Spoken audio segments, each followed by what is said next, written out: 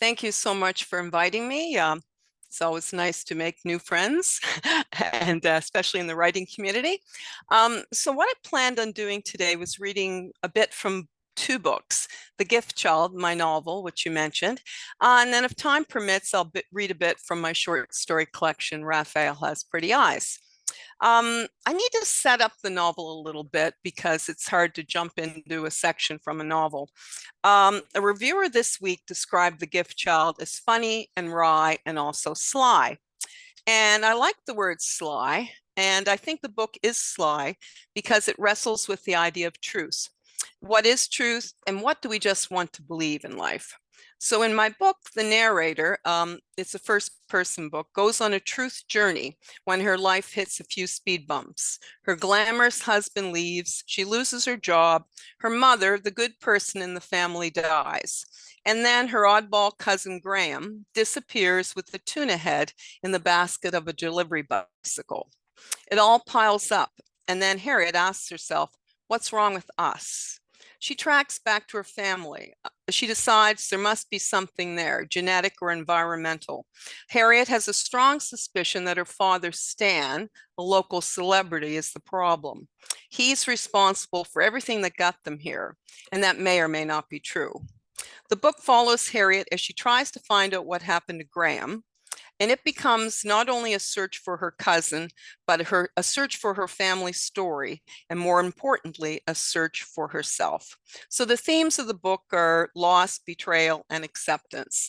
So with that tee up, I'll read a bit from The Gift Child if everybody would like to hear me. Okay? All right. First, I'll read the little prelude, which explains what I'm talking about with truth. So the prelude says, keep in mind, it's in the first person.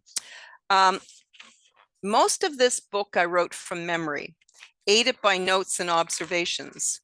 I wrote as truthfully as I could, knowing that my memory is as imperfect as I am, a mess of bad clothes and bad decisions and men I should never have trusted. Other parts wrote themselves, and they may be true. They may be life correcting itself. You can decide. Lying runs in my family, and I try not to lie, but truth is complicated. Your truth, my truth, the best truth. When I was writing this memoir, wondering how many choices I had left and who I could blame for my existential crisis, I asked myself, how could any of us survive if there was only one truth? An absolute truth that does not allow for karma, mercy, or redemption. A truth that denies us a guardian angel.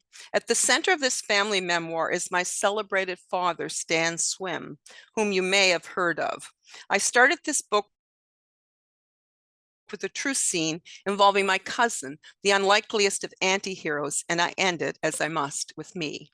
So that's the little prelude talking about truth. And now I will start on the beginning of the book. The book, as I said, since it plays with truth, it does something curious. It talks about what happened, and then it talks about what could have happened or what should have happened. So I do that because I think people don't always get the truth or the life they deserve. So I'm being merciful in the book, and sly. I'm being very sly. So I'll start at the beginning. A tuna head, a silvery gray head with two dull eyes, as big as a $40 piñata, as dead as yesterday's dreams. In the basket of Graham's bicycle, wrapped in a clear plastic bag, a great disembodied reminder that some days were better than others, some days were worth getting out of bed for. Graham had ridden the Schwinn delivery bicycle onto the wharf in Pollock Passage, population 300. Two tuna, word was, worth a small fortune in New York or Japan. The bite of the morning had given way to excitement, an excitement that could not be marred by worry or the Captain Morgan shakes. Graham waited until they unloaded the 400-pound tuna. He waited until they cut off the conical heads. He waited until they hung the muscular fish so that the blood drained the way it was supposed to, not pooling and tainting the taste. The dead head, the one that ended up in Graham's basket, had been cut clean off at an angle behind the gill plates. It had a large mouth and a pineal window for navigation. Quote, "So tell me," a man asked on an iPhone video from the morning, "why they give it to you." "Because Jesus H. Christ was busy." "Okay, Graham, I was only asking, and I was only telling." Graham was wearing a faded green t-shirt with white iron-on lettering, Graham on the back, and on the front, "Fast cars, hot women." That's the last image anyone has of Graham before he was swallowed up by the fog, vanishing as mysteriously as the UFO that crashed into the mendacious waters of nearby Shag Harbor, leaving a ripple of backward glances for 50 years. Graham with a tuna head, gulls circling. People at the wharf described the scene in detail after Graham was reported missing. While trying out a new iPhone, a deckhand had shot a 4-minute video. It captures Graham's flip exchange and his departure with the tuna head. Quote, "It put me in the mind of E.T., the deckhand told the investigating Mountie, an officer named Ostapchuk, when Buddy had that alien fella on the front of his bike." That's how I wrote this scene from others' recollections. The air would have smelled like kelp and hard-earned money. There would have been boats all around, tied up so tight that you could hop across them. Cape Islanders painted billiard ball colors with whimsical names like Stairway to Heaven. If you were a city person like me, a person who did not know that you should never watch a loved one's boat steam from sight, a person who strays off the path when no one is looking, you might occupy yourself by noting names and pondering their meanings. Aquaholic, Margarita 2. 3 A's in a name is lucky, they say. You might get lost in their imagined stories. Pollock Passage is a 3-hour drive from Halifax. Look for the roadside sign that says Christ died for our sins and the house selling miniature lighthouses. I cannot tell you if the man who questioned Graham in the video was the resident troublemaker, the local menace who stole dogs, aggravated people, and accidentally set himself on fire until someone stabbed him at a party. Every village has one, dead or alive. I cannot tell you what Graham intended to do with his prize. I'd like to, but I can't. In 1979, a man from my hometown of Dartmouth landed a bluefin that weighed 1,496 pounds, and he wrote a book about it. The landing of a tuna of any size is an event. Known for their strength and speed, they have been clocked at 88 kilometers an hour. The bluefin is a formidable opponent with a mystique rich enough to have lured the notable and the notorious to these shores. Ernest Hemingway, Al Capone, Habs icon John Beliveau, photographed with a 790-pounder. Maybe giving the tuna head to Graham was a sacrifice, a ritualistic gesture. I don't know. All I have is this scene, constructed with equal degrees of truth and probability. Maybe in a kinder world, a more forgiving world, Graham's days might have played out differently. He might not have vanished. It was foggy, that I know. And when the fog rolls in, the kind of fog that dampens your hair and reduces your world to square meters, some feel beaten, others feel free. Free from the need to paint the shed, free to not appear preternaturally happy, free to trudge through the half-light the way they want to, knowing we are all one unnumbered heartbeat away from the end. Fog puts things in perspective, the inevitable, the Instagram illusions, and sometimes fog lets evil creep in like a plague. So that is the opening scene of The Gift Child. And Graham's disappearance is what sends Harriet on her journey to find Graham and to find her family story. Okay, I can read another section of The Gift Child if you'd like. Okay, I mentioned earlier that the book deals with what happened and then what could have happened. So there are some people in the book who are minor villains. So Harriet, who is the narrator, has a chance at some time points to rewrite scenes and have the villains perhaps get what they deserve in life. So Harriet had a job working for the government, and she worked for a person who was very unfair to her. and that woman's name was Mackenzie. So here's a section of the book, and it's totally fantastical, obviously. And Harriet has her say on what should have happened with Mackenzie. All right, here we go. Mackenzie was no longer working for the government, where she and Tangeline had been free to abuse subordinates. Fired, she was now employed at Goodnight Sleep Tight. The bed retailer was in a mini mall kilometers from the downtown, a location with no walk-in traffic, next to a training operation for EHS technicians that had artificial limbs on display. When someone did walk through the door of Goodnight Sleep Tight, it was as if a soldier had appeared in airport arrivals after a year-long deployment, and his family rushed forward sobbing. It was that much of an event. The day I went there, I saw 3 hyper-vigilant, over-anxious employees ready to pounce. At the cash was a bowl of candies set as bait. My throat tightened. There was only one other customer inside, a worn-out woman in her 70s in mismatched used clothing. I would have felt sorry for the employees if one of them had not been Mackenzie, who was wearing a name tag Mac. It was a foot race to see who could reach me first. A woman with the name tag Cherry won. She tried to hide her disappointment when I told her I was shopping for sheets, which cost a measly $40. I felt bad. Meanwhile, Mackenzie was following the 70-ish woman around the room, trailing her from one $3,500 bed to another, stopping in a $5,000 king size with a septuagenarian needed help to climb up on. Once on board, she stretched out her arms and closed her eyes. Yes, it did feel good, she said, and it might be the thing for my sciatic nerve, which has been hellish. Could you help me get back down? Could you rub my left foot? Max said she would try with her good arm.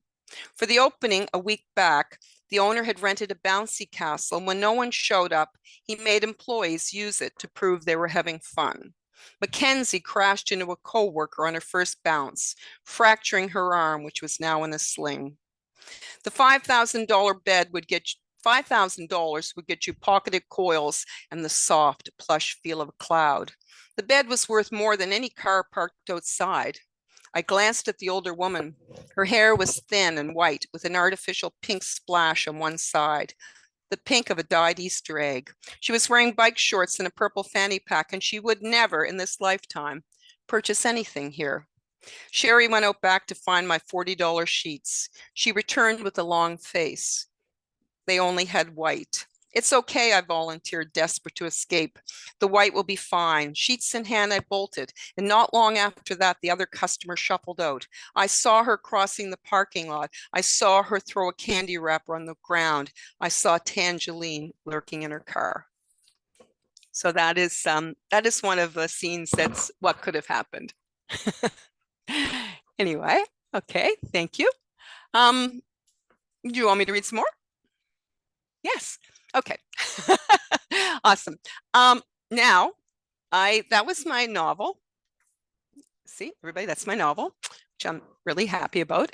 But I'm also very happy about this, and this is my short story collection. So I divide my writing between novels and short stories. I go back and forth. So I've written 4 short story collections, 3 novels. And often when I'm working on a novel, to discipline my undisciplined brain, I will take things that don't belong in the novel and put them in a separate file. I call that my spare parts file. So when I'm finished the novel, I'll go to my spare parts file, and I may find inspiration for short stories. So that's my working. Everybody has their own working process. That's mine. So now that I've finished The Gift Child, I am venturing back and writing some short stories again. So that's my process. So I'm going to read the opening, a bit from the opening story of Rafael Has Pretty Eyes. So this doesn't really need a setup. I'll go straight into this because it's a very it's an observational story, and it's scene specific. So once you figure out where we are, it's pretty easy to follow. So I'm going to read a little bit about that. All right. The title is It's Never What You Think It Will Be. So I will start. I'm at a toast and roast for my mother's fourth husband, Wayne. Wayne, of course, is a dud. Who else do you get on the fourth attempt? Idris Elba? I brought my roommate, Cedric, because I like having backup when dealing with my mother, the master of the emotional ambush. You never know when you arrive at a sushi bar for your 30th birthday if your new stepfather will be there holding a foil balloon. You never know if his name will be Scuffy or Dwayne. The roast is at a Lions Club hall with shaky ceiling tiles and 20 tables dressed up like they are going someplace special. On the table are programs, each with a photo of Wayne wearing the smug face of a reality TV polygamist. Outside, it is winter in Canada and cold as hell. Imagine if you lived someplace hot, says Cedric, as we locate our table. Unlucky number 17. Say Marita, and every day you could just get up, put on a t-shirt and live. Sounds sick, I admit, buying in. Is that what makes a Canadian, Cedric asks? The ever-present fear of perishing? He gives me that look, the one that tells me we are leaving the here and now. We are strapping on our what-if wings, and we could, if we tried hard enough, be MMA fighters or berserkers. We could be heroes. Is that why we high-five each other when one of us defies those fears? When one of us does something batshit crazy, like the dude in Alberta who decided to fight a cougar barehanded to save his dog? A cougar? I'm impressed. Outside of Tim's. Yeah, I guess I'll just put down my double-double and fight a 200-pound wildcat known to kill animals 4 times its size, a predator that can jump 20 feet. I'll just fight him because I love my dog. Well, that's something, isn't it? I had a girl and I thought she loved me, but she didn't, said Cedric. How did you know? She slept with my brother. I had a girlfriend who only dated me because I owned a Newfoundland dog. And then we both stare at the head table. And I get that feeling, the one that convinces me that life is one inside joke after another. And people fall into 2 categories: the people who believe Trailer Park Boys is real and the ones who don't. And I no longer know where I fit, because last night I saw Bubbles driving a Maserati Quattroporte with smoke windows on the Waverly Road in Dartmouth, and it seemed quite normal to me. It seemed as normal as anything I am doing on this particular fucked up day. And what happens in the novel is that Harriet she's at loose ends because she's lost her job, she's lost her husband, and because of those things, she starts hanging around with her father, Stan. And Stan is a problem. Stan is probably responsible for Graham going missing. Stan's probably is responsible for many of the problems in everybody in her family's life, but she ends up spending some time with Stan, and partly because she's writing a family memoir and he doesn't know, and he's such a egomaniac, he won't even care. He doesn't care because everything's about him. So she gets roped into going with him a few places as they investigate Graham's disappearance. So this next scene, Harriet goes to the Halifax police station with Stan, and they're going there to meet with somebody to talk about Graham's disappearance. So Graham, as I noted, disappeared in Pollock Passage, which is an imaginary fishing village, but he had been living in Dartmouth at the time, which was a very bad idea. But Stan had brought him to Dartmouth because Stan likes to control people. So now Stan and Harriet are going to the police station, and that's what I will read. All right. I like this scene actually because I just like it. I think we're allowed to like some scenes better than others. So I like this one. All right. When we arrived, teens were being given a tour of the station. They were members of a boxing club. The tour intended to keep them on the right side of the law. All were wearing tracksuits, one with a Canada flag. And then there was a burst of noise when a cop slapped handcuffs on their coach. and the coach, a senior with a nose broken more times than my heart, exclaimed, "You got me, copper." The boxers folded in two from laughter. And the coach added, "A nice gold medal for the copper." I wondered if the teens had even seen a James Cagney movie. Cagney, who had specialized in sardonic gangsters, but also played a hard luck boxer who lost his sight, as well as Tom Richards, the fictitious newspaper man who quit the business to become a vagabond. There are days when I try to remember why we all thought it was so important, the news business, more important than sleep disorders or anniversaries. I try to remember what it was like to be that invested in a job one rung below vagabond. In the waiting room were tickets manned by commissionaires, dealing with people questioning parking tickets or reporting fender benders. One man was wearing, instead of a hat, the liner from a construction helmet. The boxers moved to another room, taking the levity with them. They were seated next to a man who looked as if he had been on a 2-week bender, a ruin of a man reeking of piss and rum, a man who decided to unload his life's philosophy on Stan. "If I could be born again, I'd be 20% smarter or 20% stupider," he slurred to Stan, whom he recognized. "I'm in a fucking no man's land. I'm not smart enough to be a crypto billionaire. I don't even know what the fuck it is. Do you? Does anyone in this room know what crypto is? Okay, nobody thought so. And I'm not stupid enough to enjoy the things that people like him enjoy." He pointed a desk sergeant who was biting a pen like it was a corn on the cob. "Well," said Stan enigmatically, "don't sell yourself short." "Thank you, Stan," he slurred too sincerely, and then, like most drunks, would not let it go. "You see what I'm saying, don't you?" "Of course," agreed Stan, who was wearing his Order of Canada pin. Leaning forward, the drunk forced his eyes to focus. "I mean, look at him," pointing again at the sergeant. Stan turned his head ever so slightly to look.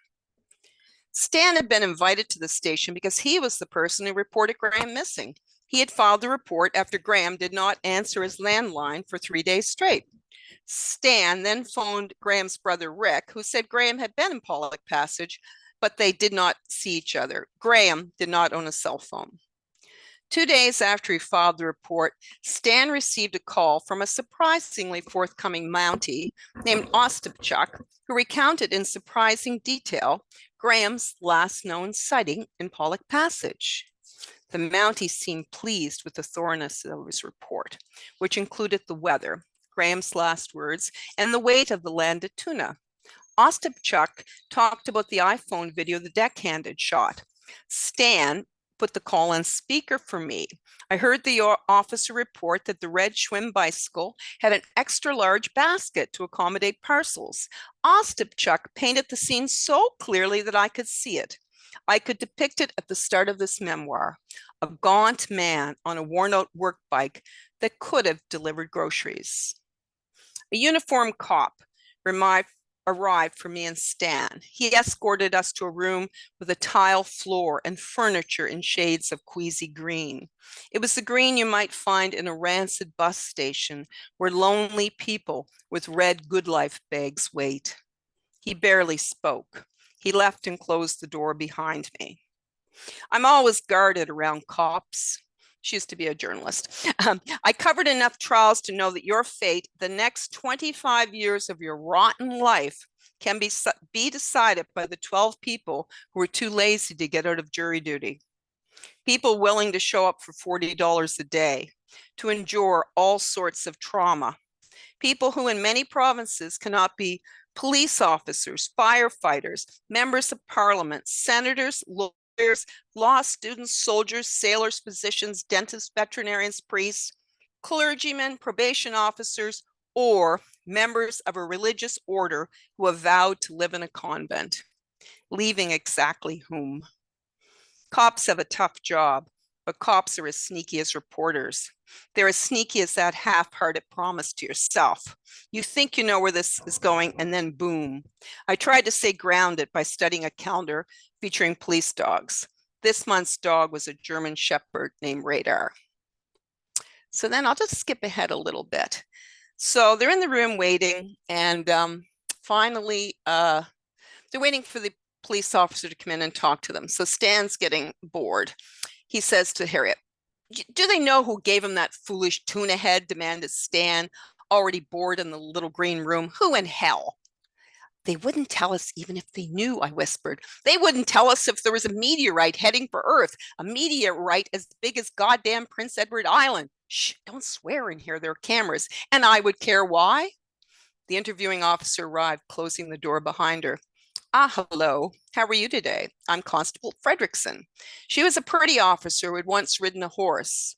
Everyone in Halifax knew her because she was a pretty blonde cop on the police horse. Too pretty to be a cop. I was a pretty blonde once. I was for a time that girl who got by on her looks. I lived on a carousel of excitement where I stole men who weren't mine and kept them or lost them. There are people who cannot give it up, the one thing they found easy, but I could, and I did. And then I got old and it didn't matter anymore. "Is that Norwegian?" Stan asked Fredrickson. Maybe. Not this again, I thought. People who have done questionable things in life often enjoy reliving those things, so they find ways of dancing around them in conversations. They mention a person who got arrested for pornography because they are titillated by pornography. They talk about fires because they like to set them.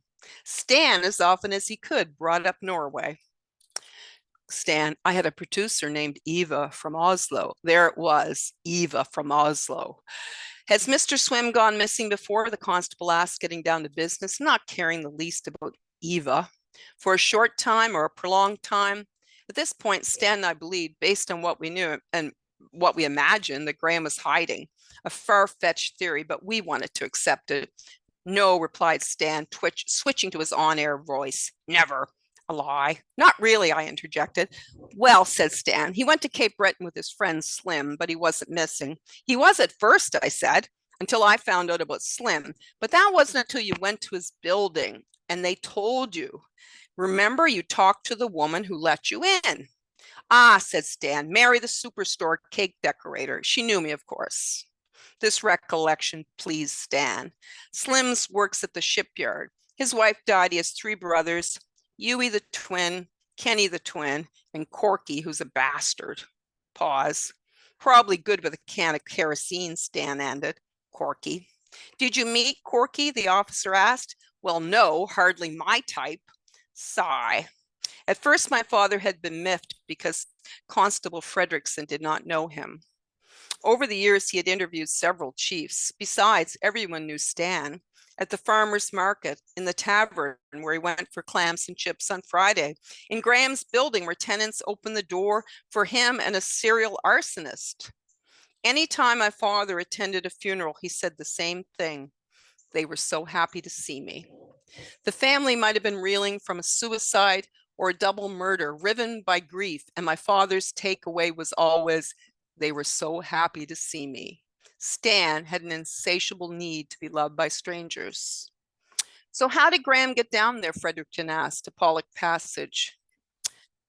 Well, he hitchhiked, I guess," said Stan. "His friend Slim took him another time. Slim's family owns a farm, organic, I believe." "Not exactly," I said. Slim was not from the city or from Pollock Passage. He was from one of those frayed, faded towns that was trying to hang on, to iron out the wrinkles and darn the holes. A town of ramshackle houses and satellite dishes, pickups with homemade wooden sides. In the downtown was a store for the Injured Workers Association, and around the corner a church that put on $10 spaghetti dinners, a town you could unkindly call a dump. "Do you know any of Graham's other associates?" Fredericton asked. "That should be helpful." "Graham doesn't have associates," said Stan, emphasizing the word. "He has me and one friend named Slim who lives in his building." And then a pause. "Slim is a pipe fitter, Red Seal. They all get steady work, although they have terrible tempers." Stan just made all of that up. The heat, probably.